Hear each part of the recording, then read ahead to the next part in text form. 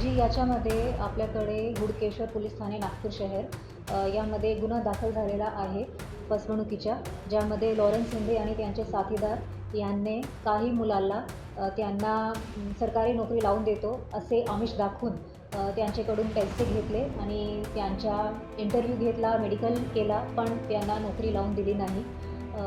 याच्यामध्ये सध्या 15 ते 16 विद्यार्थी यांना आमच्याकडे कंप्लेंट दिलेली आहे आणि 1,60,00,000 फसवणूकच्या प्रकरण आहे।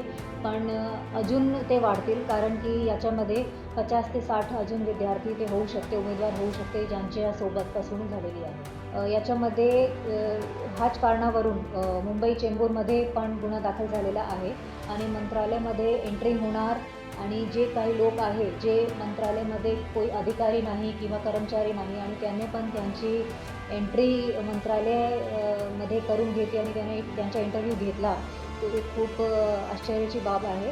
आम्ही इन्व्हेस्टिगेट करत आहोत की कशाला आणि कैसे ते आतमध्ये गेले आणि त्यांचा इंटरव्ह्यू झाला। लेटेस्ट अपडेट्स के लिए पावर ऑफ वन न्यूज को फॉलो कीजिए।